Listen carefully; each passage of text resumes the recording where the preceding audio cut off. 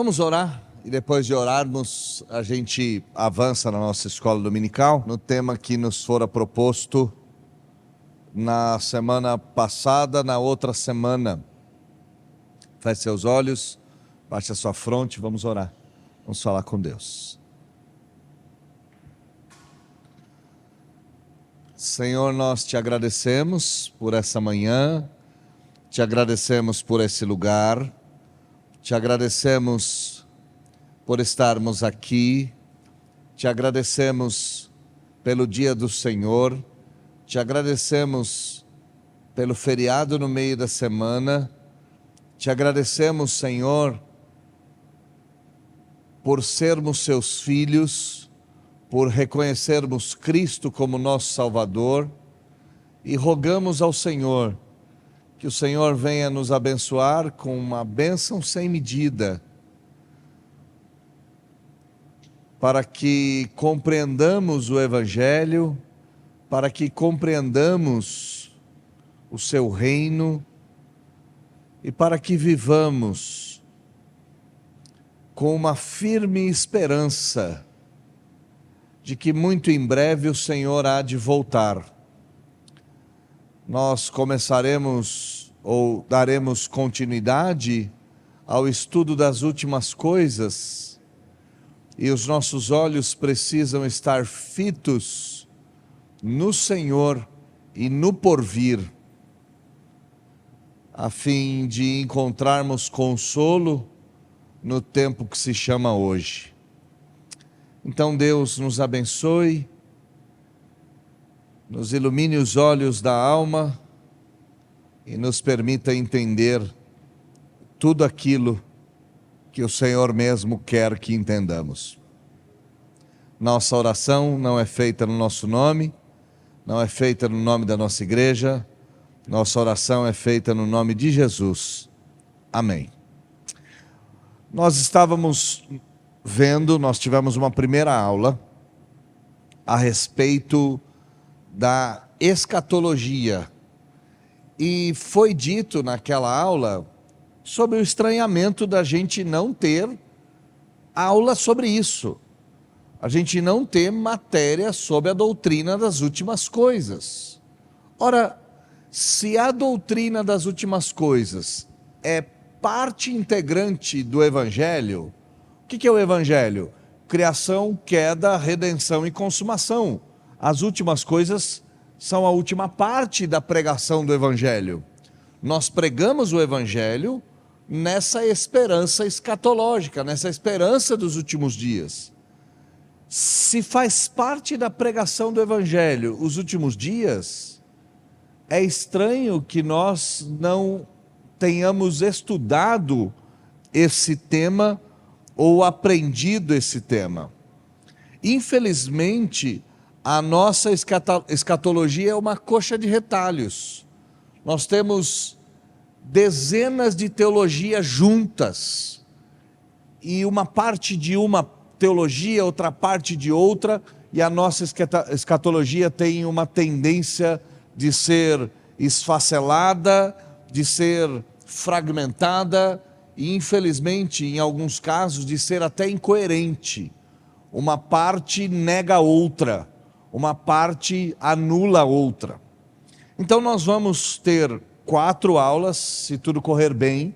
Já tivemos a primeira mais 4, onde nós veremos essas 27 propostas escatológicas na sua numa forma panorâmica, para que a gente pelo menos entenda como se dará as últimas coisas, para que a gente pelo menos tenha um norte da doutrina das últimas coisas. Foi dito na aula passada, não na semana passada, que foi o Mendes que deu, na outra, 4 pressupostos. Primeiro pressuposto: Israel e a igreja é uma coisa só. Em que sentido é uma coisa só? No sentido de que a igreja precede Israel e a igreja sucede a Israel. Antes de existir Israel, existia igreja. Abraão foi chamado para ser igreja, sem ser israelita. Depois você tem Abraão, Isaque e Jacó, em Jacó, você tem a formação de Israel, das 12 tribos. Depois de Israel, quando as 10 tribos se esfacelam, desaparecem, e as 10 tribos desapareceram, não há genética para comprovar as 10 tribos mais, as 10 tribos sumiram, 2 tribos sobraram, e essas 2 tribos deixaram de ser Israel e passaram a ser o povo judeu, tá? Passaram a ser o povo de Judá, o povo judeu. Por que o Estado moderno leva o nome de Israel? Numa menção à sua origem. Mas hoje o Estado de Israel é habitado majoritariamente por judeus. Ok? Então, depois dos judeus, você tem a igreja sucedendo a Israel. Então nós não podemos pensar, Israel é uma coisa, igreja é outra coisa, e cada uma dessas coisas não dialogam umas com as outras. Isso é loucura. Segunda coisa que nós devemos ter como pressuposto: só haverá uma volta de Cristo, uma volta visível, uma volta gloriosa, uma volta definitiva. Jesus não vai voltar primeiro para a igreja, depois para quem sobrou. Jesus não vai voltar invisível, depois ele volta visível. Irmãos, isso é de uma incoerência absurda. Se Jesus voltar e levar a igreja, é impossível ter salvação fora da igreja. E por que eu estou dizendo isso? Ora, porque Atos dos Apóstolos é claro em dizer que Jesus Cristo morreu pela igreja. Se a igreja for retirada, não sobrará mais ninguém pelo qual Cristo tenha morrido. Ele morreu pela igreja. Se a igreja sai, não tem salvação. Se a igreja é retirada, não tem mais sangue eficaz para salvar, porque o sangue eficaz para salvar foi eficaz para salvar a igreja, os indivíduos. Mas há uma piora se a gente pensar nisso. A teoria das 2 voltas de Cristo, da primeira invisível e da segunda visível, vai apontar que na primeira volta de Cristo, Jesus retira a igreja e leva consigo o Espírito Santo. Bom, como alguém será salvo sem o Espírito Santo? Se é o Espírito quem convence do pecado, da justiça e do juízo, e se o Espírito for retirado, como que as pessoas serão convencidas? Segundo essa teoria das 2 voltas de Jesus, da volta invisível e da volta visível, as pessoas serão salvas pelo martírio. E aí nós pioramos mais a situação, porque nós estamos admitindo que pessoas serão salvas pelas obras que elas praticaram. E aí nós anulamos todo o sistema de salvação pela graça mediante a fé em Cristo Jesus. Então a volta de Jesus é uma só, visível, definitiva e eficaz. Terceiro lugar, há uma só ressurreição e um só juízo. Não haverão etapas de ressurreição. A volta de Cristo ocorre, você tem o escatom, você tem essa guerra cósmica, ela ocorre logo depois da ocorrência, você tem a ressurreição dos mortos e o juízo. O trono branco, ele sucede imediatamente à volta de Cristo. Você não tem a volta de Cristo, uma ressurreição, depois de 1000 anos um trono branco. Não, tudo isso acontece junto, tudo isso acontece quase que imediatamente. Quarto lugar, para a gente definir ou matar essa história. Existe um só reino de Deus. e esse reino de Deus tem duas dimensões. Uma dimensão já e outra dimensão ainda não. Vamos entender isso.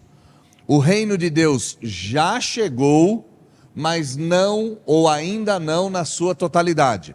O reino de Deus já veio, mas ainda não na sua completude. Então esses quatro pressupostos precisam ficar diante dos nossos olhos. Há um só povo, e esse povo chama igreja, e em algum momento da história essa igreja foi Israel, mas teve um momento da história que ela não era Israel, passa a ser Israel, deixa de ser Israel. Há uma só volta de Cristo, há uma só ressurreição e um só juízo, e há um só reino. Há um só reino. Então aqui, quatro pressupostos que precisam ficar claros. Ditas essas coisas, vamos enxergar as ideias que existem, as ideias que perduram até hoje. A primeira delas é a qual eu subscrevo. Eu sou um amilenista. O que é o amilenismo? O amilenismo é a doutrina que acredita que o milênio de Cristo, que o reino de Cristo milenar já está acontecendo. Essa doutrina não acredita num reino milenar vindouro. Ela acredita que o reino de Deus, o milênio em que Cristo reinaria, em que o diabo estaria preso, em que o evangelho estaria completamente solto para converter as nações, chegou. Um amilenista, ele acredita no reino presente. Então o reino de Deus já está no nosso meio, e Jesus disse isso tantas vezes. Se disserem que o reino está lá, não acreditem. Se disserem que o reino está por vir, não acreditem, porque o reino de Deus está no meio de vocês. Jesus Cristo disse várias vezes que o reino de Deus já havia chego, não que ele haveria de chegar. Jesus declarou várias vezes a vinda do reino, mas esse reino tem sempre esse aspecto já e ainda não. Já chegou, ainda não se consolidou. Já veio, ainda não se instaurou. É como um processo crescente. É como se isso fosse um processo que vai nos levar até o momento em que esse reino será consumado.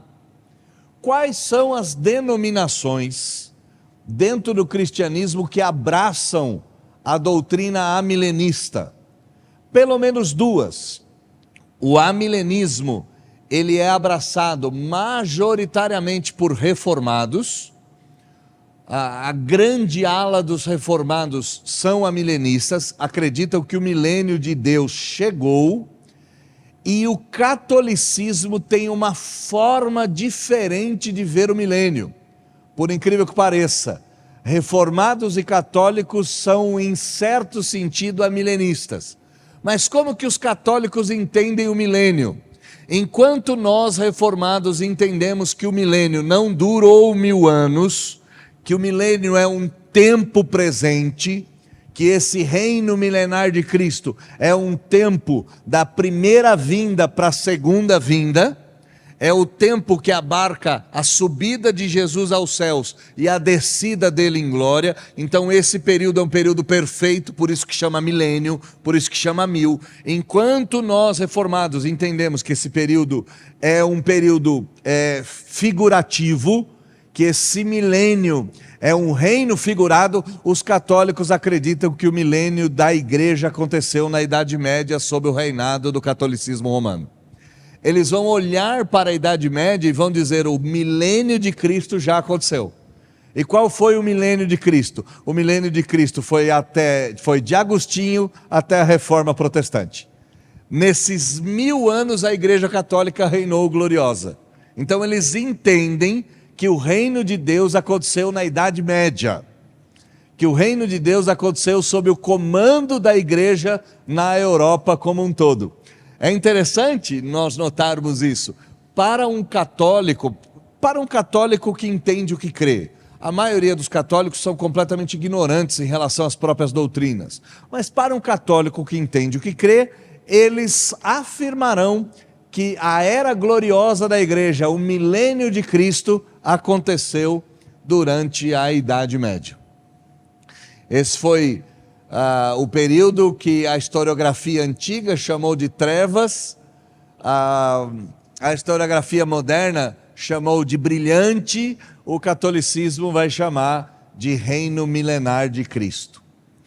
Mas e a volta de Cristo para o catolicismo? Aí nós temos uma bagunça sem fim. O catolicismo vai abraçar meia dúzia de doutrinas completamente antagonistas para explicar a volta de Cristo. Nós, amilenistas, o que nós acreditamos que vai acontecer na volta de Cristo?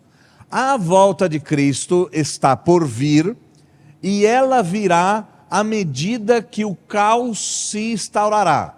O amilenista acredita que o reino de Cristo ele só se consumará depois de um período de profundo horror e profundo terror. Como é que nós entendemos esse profundo horror e terror? Nós entendemos esse profundo horror e terror com o esfriamento gradual do amor. No final dos tempos, o amor de muitos esfriaria. E se Deus não tivesse misericórdia com os eleitos, esse tempo seria tão horroroso que os próprios eleitos se perderiam. É o que diz a Escritura. A Escritura nos diz que esse tempo foi abreviado por causa do seu horror. Mas no mundo, como será no mundo? No mundo ouvireis paz e segurança, paz e segurança, paz e segurança. Então, para a igreja é um momento de esfriamento espiritual. Para o mundo é um momento de paz e prosperidade. Nesse momento, em algum momento dessa história ocorre a grande tribulação e ao término da grande tribulação se dá o juízo. Para um amilenista, a igreja passa pela grande tribulação. Mas tem um ponto aqui. Para o amilenista pode parecer ambíguo isso. Do mesmo jeito que Cristo já reina, a grande tribulação também acontece. São duas coisas que ocorrem concomitantemente. João vai dizer que nós temos muitos anticristos que já vieram e muitos que ainda hão de vir. Jesus Cristo disse que no mundo tereis aflições. Jesus Cristo disse que o mundo jaz do maligno. Essa dubiedade entre o reino de Deus que já veio, mas o reino das trevas que também está aqui, faz com que esse mundo seja ao mesmo tempo campo de glória e campo de choro. Ao mesmo tempo, nós somos o reino de Deus e ao mesmo tempo nós somos a grande tribulação. Isso significa que não haverá um acúmulo no final dos tempos? Sim, haverá uma piora. E nesse tempo de piora, esses 7 anos, será o tempo chamado grande tribulação. Essa é a doutrina, basicamente falando, do amilenismo. Eu abro para perguntas. Pastor, não entendi isso aqui. Tenta me explicar melhor. Nós vamos tratar de 27, então tem um monte de pergunta para fazer.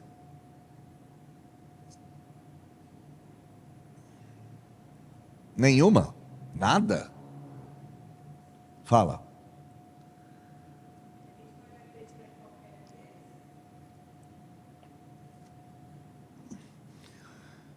Sim e não.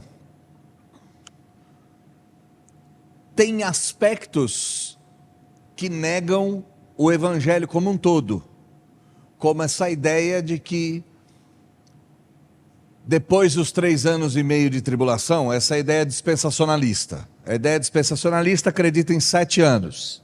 3 anos e meio de tribulação, 3 anos e meio de 3 anos e meio de paz, 3 anos e meio de tribulação. Acreditar que a igreja passará a grande tribulação sem o Espírito Santo, eu acredito que isso vai deturpar toda a história da salvação. Então, como é que as pessoas serão salvas? Por obras. Eu destruí o evangelho inteiro.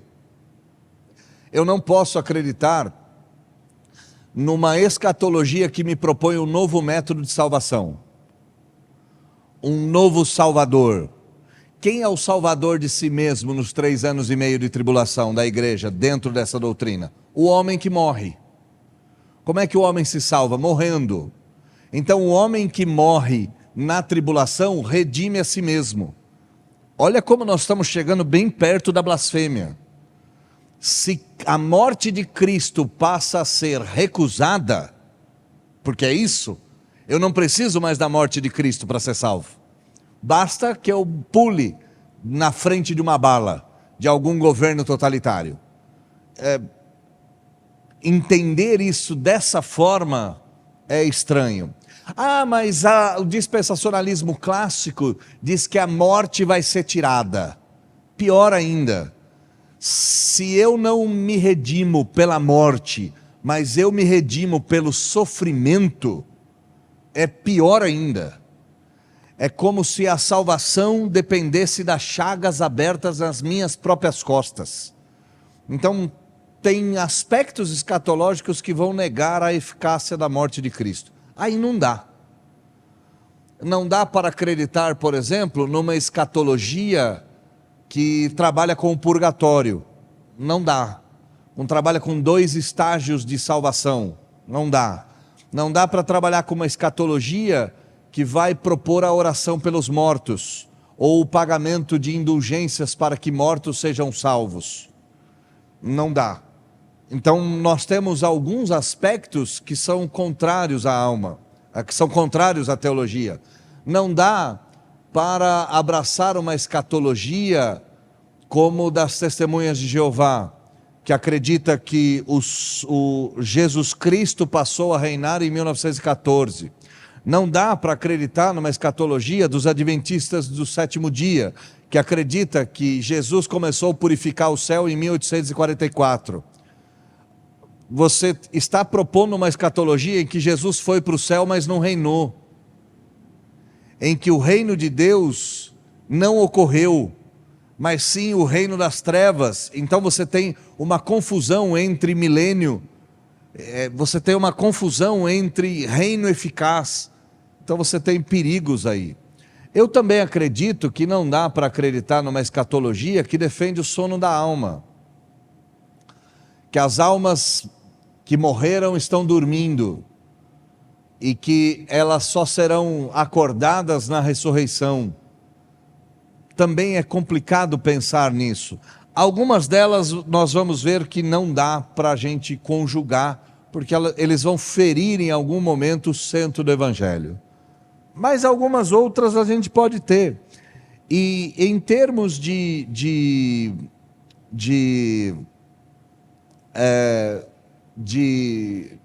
escatologia, todos nós temos algum ponto de heresia. Isso é reconfortante. Nenhum de nós tem uma escatologia totalmente pura, porque a escatologia é a doutrina daquilo que ainda não aconteceu. Então, como não aconteceu, muito dela é especulativo.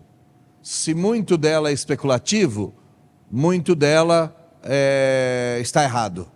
E nós abraçamos de alguma maneira erros. Nós só não podemos abraçar erros que ferem o centro do Evangelho. Mais alguém? Pois não, Elião.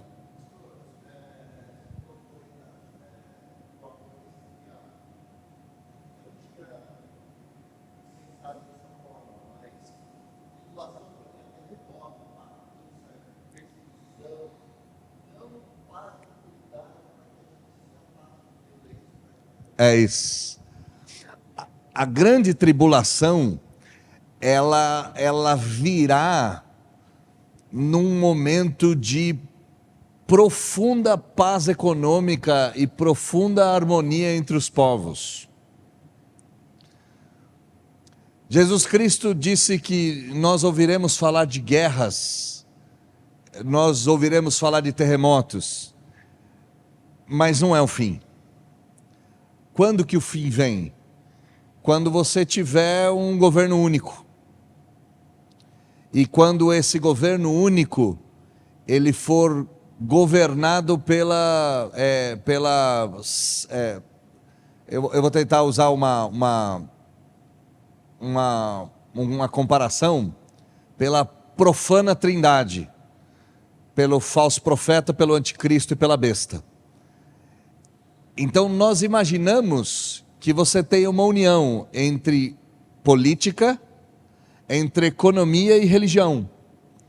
Porque olhando para o Apocalipse, você percebe que essas três forças são religião, política e economia.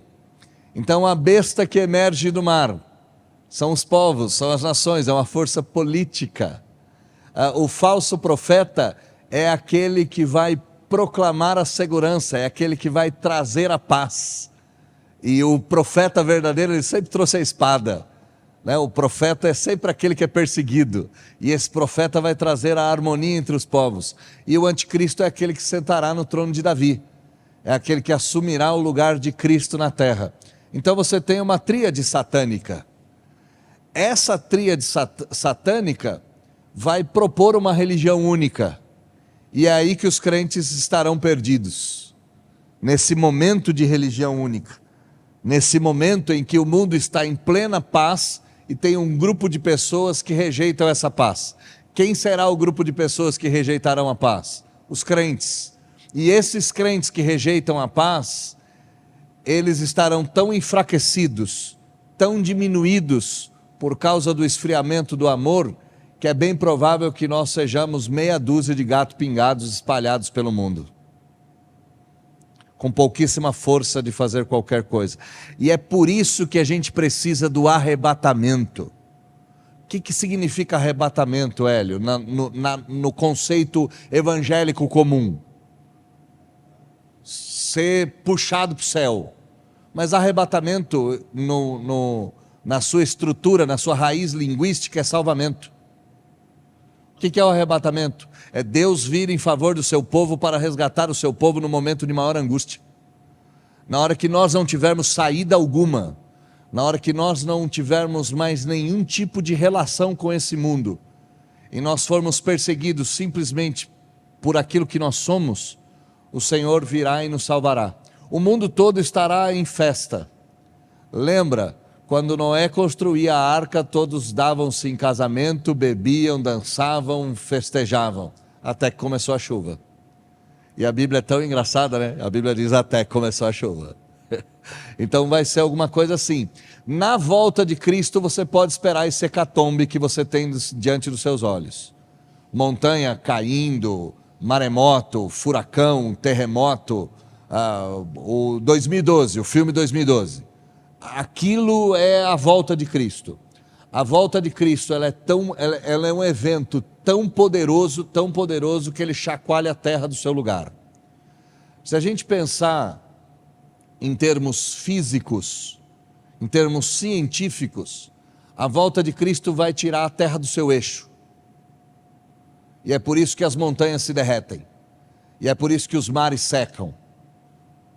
É por isso que você tem terremotos, alguma coisa perto de 20, 30, nas escalas atuais. Você vai ter a terra virando o seu eixo, a terra sendo transtornada. É isso que a Bíblia diz.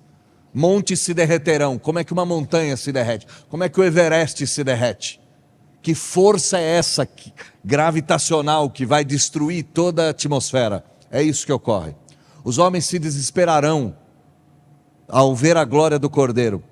E para nós, será como o dia que a gente é solto da invernada. Naquele dia, diz o profeta Malaquias, saltareis como bezerros que saem na invernada. Naquele dia a gente vai festejar. Nós estaremos juntos, abraçados, cantando, vendo esse mundo se rasgar, vendo sol e lua sendo destruídos com a força do Cordeiro e com a ira do Cordeiro. É isso que a Bíblia diz. As estrelas cairão sobre a terra. Imagina a mão poderosa do Senhor esmagando o sol. Todos verão isso. Será um hecatombe sem medida. E é tão rápido, será segundos. não haverá como lutar. Os homens tentarão se armar. Como é que você se arma com uma força cósmica dessa?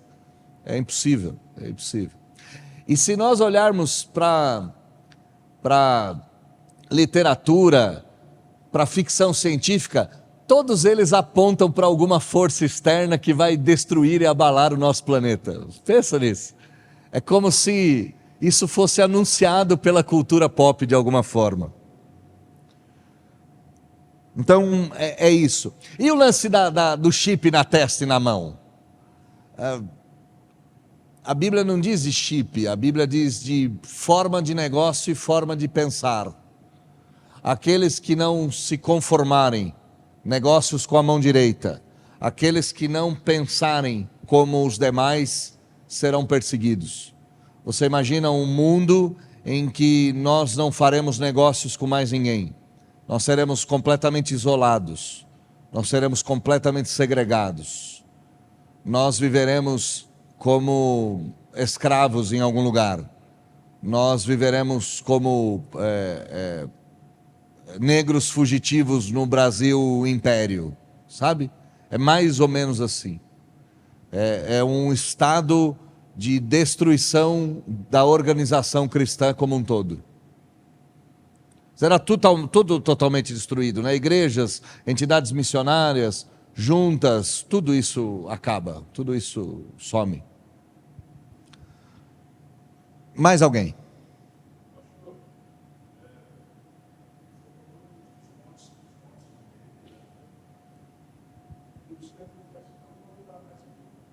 Não haverá mais vida nenhuma na terra. Nada. Por isso que depois da volta de Cristo é necessário criar novo céu e nova terra. Porque essa terra será completamente devastada. Ela volta ao seu estado original. Qual era o estado original da terra antes de Deus começar a sua obra criativa? Sem forma e vazia.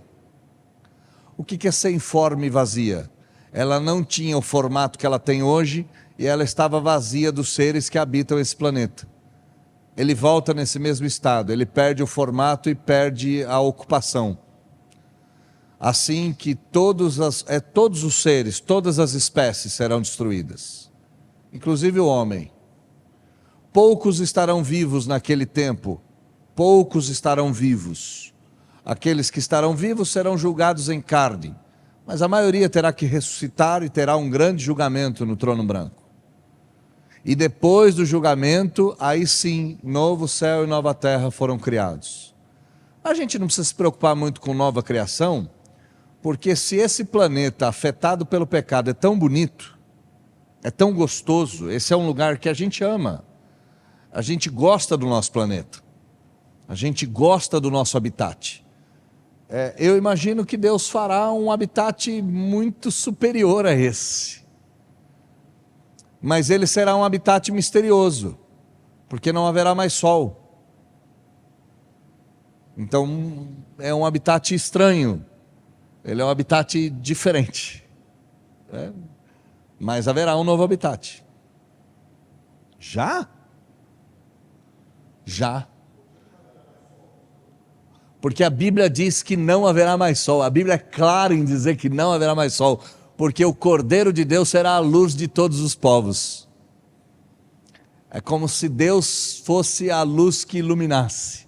Só que essa luz não é celestial, porque segundo a Escritura, essa luz ilumina de uma cidade, da Nova Jerusalém. Tudo bem que a Nova Jerusalém é bem grande, tá? Ela tem 12 quilômetros de cada lado, 12 quilômetros de altura, então ela é bem grande, ela é bem alta, né? É isso que eu quero dizer. 12 quilômetros de altura é muita coisa, 12 quilômetros assim não, mas ela é alta, ela é quadrangular, então ela é um cubo gigantesco. Esse cubo, eu não vejo que do alto dele tem condição de iluminar toda a terra. Mas a Bíblia diz que não haverá sol. Então nós vamos ter um outro sistema, inclusive para a criação da vida. porque a vida depende do sol. É como se a árvore da vida estivesse presente em tudo. E a árvore da vida estará no centro da Nova Jerusalém. E a Bíblia diz que os povos tomarão de suas folhas para a cura. Isso é estranho. Se não haverá mais choro, mais morte, mais ranger de dente, que tipo de cura? Eu tenho uma teoria particular. E essa teoria particular é que a humanidade, na sua estrutura física, não será alterada. Então, por exemplo, ralar o joelho é uma coisa que nunca vai deixar de acontecer. É o que eu imagino. Eu imagino que nossa estrutura bípede não é alterada.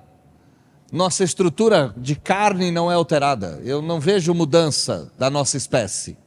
Eu não vejo alteração de substância. Nossa espécie continua sendo nossa espécie. E nossa espécie não pode pular de 3 metros de altura, senão quebra o pé. Nossa espécie é limitada e a gente continuará tendo essas limitações. Agora, como é que a gente se curará dessas dificuldades? Não sei, tem uma árvore na Nova Jerusalém cujas folhas curam as nações. Sei. Tem aspectos aqui que é bem complicado da gente entender. A gente tem que parar e dizer, aqui eu não sei mais, eu não consigo avançar. Mais alguém e eu termino? Não? Fechou? Vamos tomar café, daqui a pouco a gente volta.